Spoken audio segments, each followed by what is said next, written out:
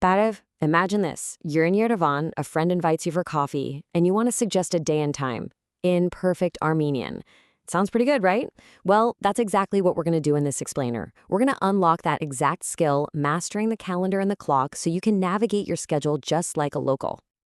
So, are you ready to get to a confident IO, which by the way means yes? Let's start with the foundation of any plan. The days of the week. This is our first and honestly most important building block to really mastering the Armenian week. Okay, let's take a look at this list. I want you to listen really closely for a pattern, especially from Monday to Thursday. Ready? Monday is yerkushabti. Tuesday, yerkushabti. Wednesday, shorekshabti. And Thursday, hingshabti. Did you hear it? Now for the others. Friday is Urbat, Saturday is Shabbat, and Sunday is kiraki.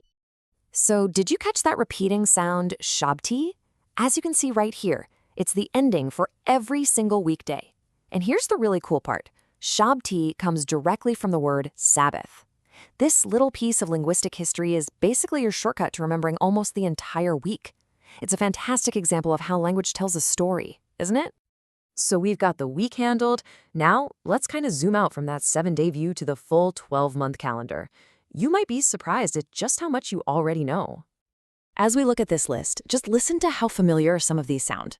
January is Hunvar. February is Petrovar. But listen to this. March is Mart.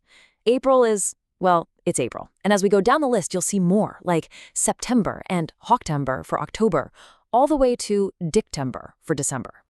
See what I mean? That overlap you see on the screen, that's your secret weapon.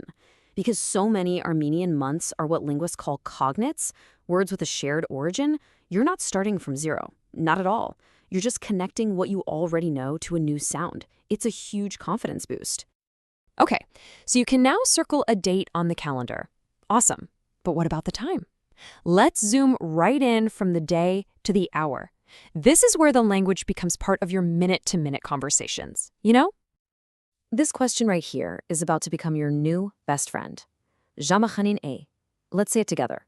Zhamə khanin e. It's the simplest way to ask, what time is it? And trust me, you'll hear it everywhere. It's the perfect conversation starter. And you know the best part? Answering is incredibly logical. You can forget about complex grammar. As this slide shows, you literally say, the hour is 1. So for 1 o'clock, it's Zhamə mek e. Simple and direct. How great is that?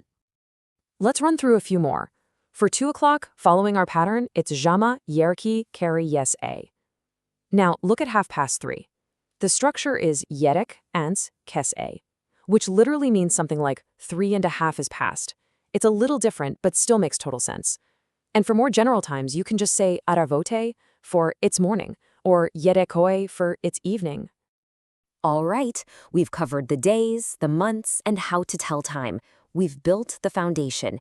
Now, let's make this real. It's your turn to put it all into practice. So I'm asking you right now, what day is it today?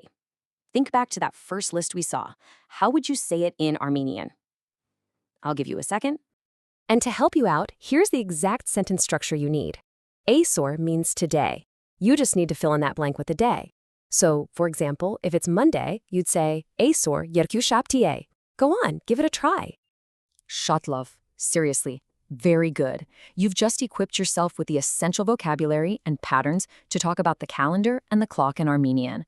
This isn't just theory. It's a practical skill you can start using today. So you're ready. You can tell the time. You can name the day. You can schedule that coffee. You've got the when and the where covered. But that leaves the most important question. The one you see right here. Who will you invite? Mastering the language of connection? Well, that's what we'll dive into next time.